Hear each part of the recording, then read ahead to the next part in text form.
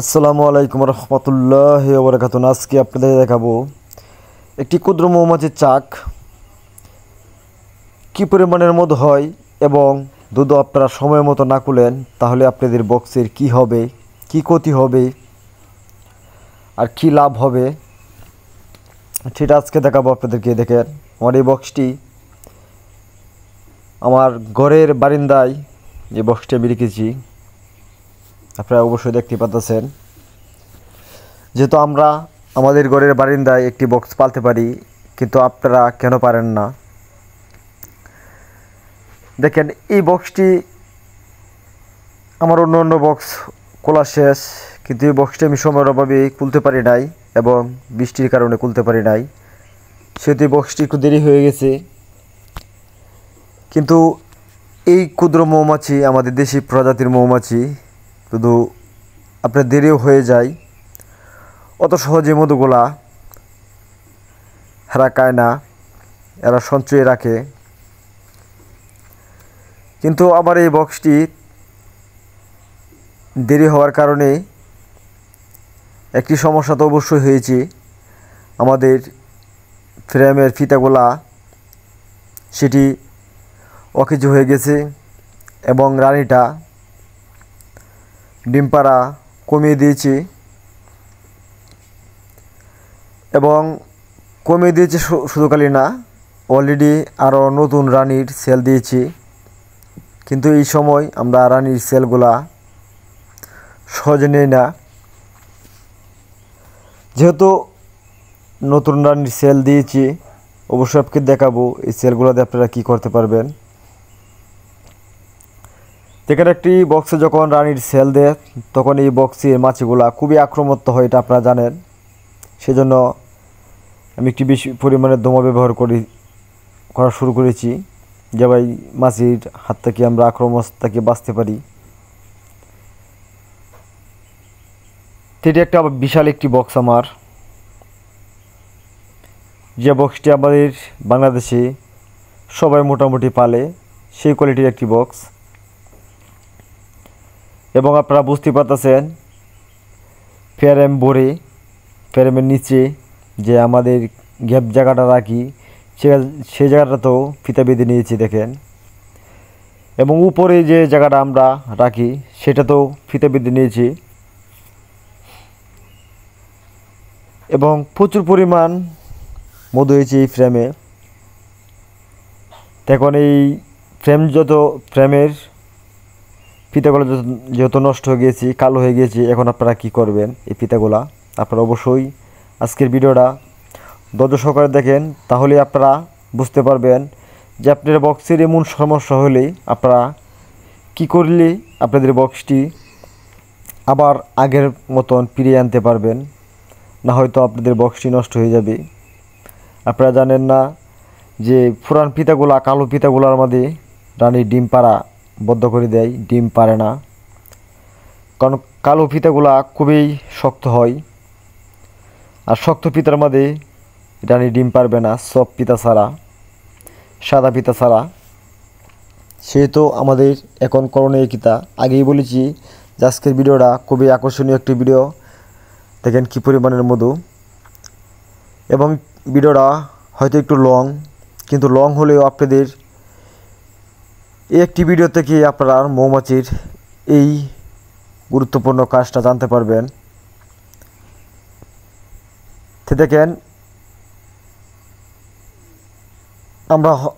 আপনারা অনেকেই জানেন আমরা বক্সগুলা ফিতার থেকে মধুগুলা ঘুরিয়ে খুলি, কিন্তু আজকে এই ফিতাগুলো আমরা ঘুরিয়ে খুলব না, কারণ যেহেতু আমাদের ফিতাগুলা কালো হয়ে গেছে। দেখেন, আমি ফিতাটা যে জায়গাটা পর্যন্ত ক্যাপিং করেছি মধুর, আমি সেই জায়গাটা সুতোকারি লোমো আর অন্য জায়গাটা রেখে দিব। কারণ এই জায়গাটা রেখে দেবো কেন সেটা আপনাদেরকে বলবো।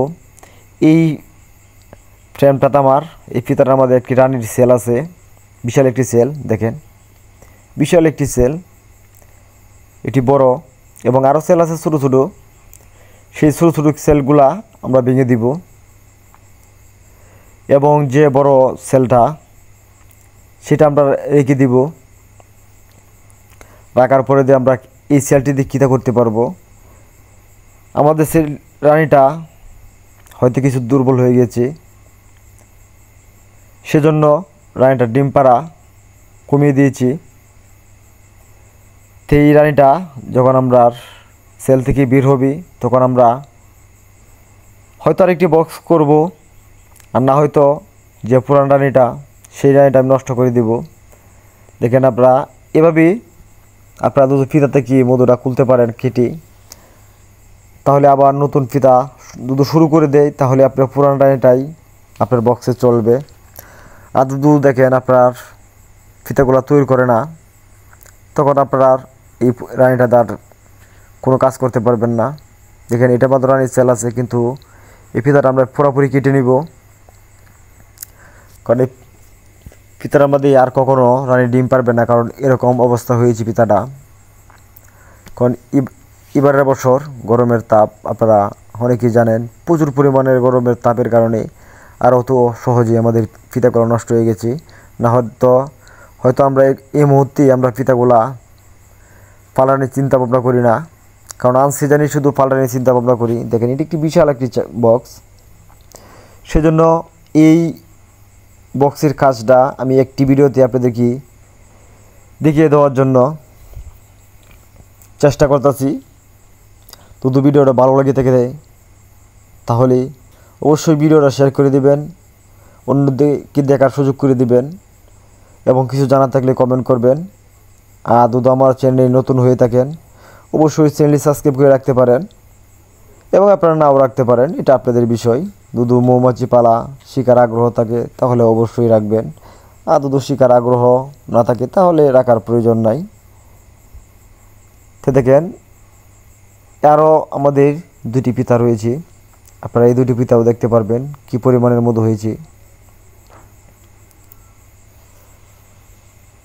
এবং যারা আমাদের ফেসবুক থেকে যে ভিডিওটা দেখবেন অবশ্যই ফেসবুকটা ফলো করে রাখবেন, এবং যদি মনে করেন যে ভিডিওটা শেয়ার করে দিলে মানুষের উপকার হবে তাহলে ভিডিওটা শেয়ার করে দিবেন,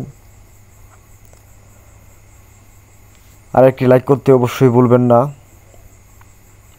দেখেন এই ফিতাটা ফুল ফিতাটাই মধু হয়েছে, এই ফুল ফিতাটা মধু হওয়ার কারণে আমরা ফিতাগুলা কেটে নিব। ফিতাগুলা যত আমাদের পূরণ হয়ে গেছে বাড়তি হয়ে গেছে সেজন্য কেটে নিব। দেখেন এখনও আরেকটি ফ্রেম আমাদের রয়েছে, দেখেন এই ফ্রেমটা বুঝতে পারতেছেন, এই ফ্রেমটা প্রায় আধা কেজির উপরে মধু হবে, খুব সুন্দর মধু হয়েছে আলহামদুলিল্লাহ এই সিজনে।